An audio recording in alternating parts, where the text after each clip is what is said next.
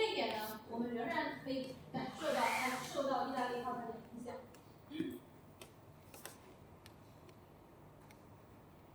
这个情况呢，就是把它放大出来给大家看看，这个大概就维米尔长这个样子，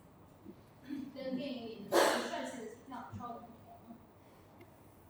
好，我们来看看中期的时候啊，它的一些会发现它逐步的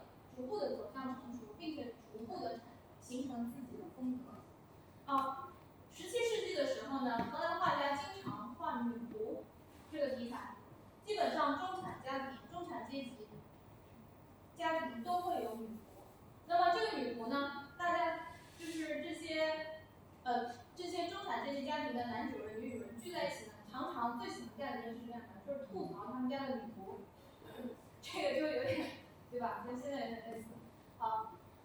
吐槽什么呢？就是说他们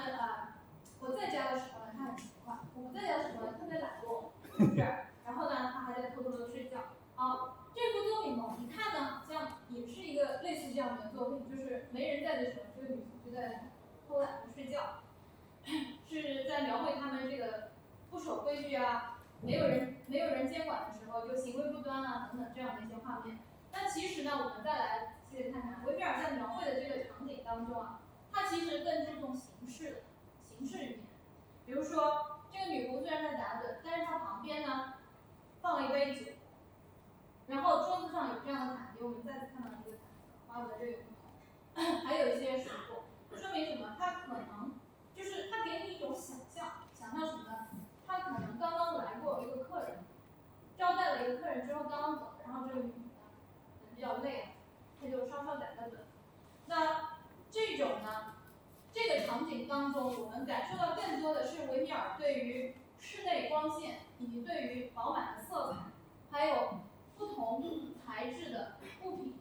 像比如说这个毯子啊，这些瓷器啊、水果啊、人的皮肤啊、墙壁的质感啊等等，这样一些不同材质的质感，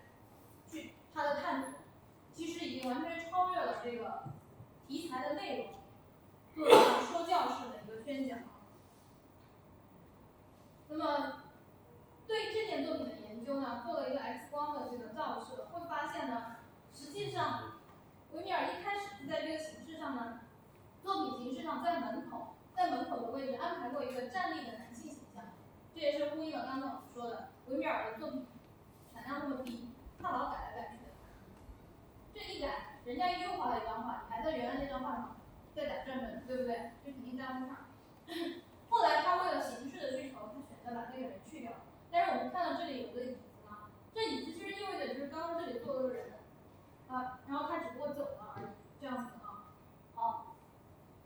这是他中期的第二件作品，就是近处呢做了一个穿着当时的军服的一个军官，然后呢，他们靠着桌子这里90度的一个距离。是作为一个女孩，这女孩呢面带笑容，所以这件作品叫《军官和微笑的女孩》。这么一件作品，这个作品现在藏在美国一个叫弗里克收藏馆，这是一个私人收藏馆，藏了很多著名大师的作品。大家如果有机会去的话，建议去纽约的话，除了看那些名声很大的，大家都会来这个弗里克收藏馆是个非常值得去的地方，包括有很多文艺复兴大师的作品。我们来看这件作品本身。这件作品呢，我们会发现，在维米尔的画当中开始出现这种室内强烈的光影对比，甚至呢，强烈到什么程度呢？强烈到它让这个军官的形象是以一种逆光的，它离画面，它等于成了一个画面的近景，离观众是最近的一个人物，但是它不给你正面，给了你一个侧后方的背部。侧后方的背部，同时呢，给了它一个逆光，几乎你看不清它长什么样子。而受光的呢是这个女孩子，以及她旁边的墙壁，这里的窗户，甚至墙上的地图都画得非常的仔细。这件作品呢，就展现了维米尔他在空间掌握上的一个非凡的能力，因为在这件作品之前。盖尔福特当地的画家还没有人能够达到这样的艺术水准，用逆光、用剪影的方式来表现人物，非常的大胆，在当时来说。而这个画面当中最闪亮的是什么呢？我们待会儿会看到一些细节图，这里，在这里，在这个地方呢，我们看到这个女孩子手上呢，她手上拿着酒杯，酒杯上有很多高光，然后她的这个衣服袖子上有那种金色的装饰线，画的非常亮，还有包括她手上的这个高光处，它其实都是用这些跟对象的造型无关，但是这种细碎的、非常亮的色彩的点去描绘的。那我们再来看这个细节图，这个细节图大家就这样对比一下，这个手的大小和这个手的大小，我们会发现它两个手的大小落差很大，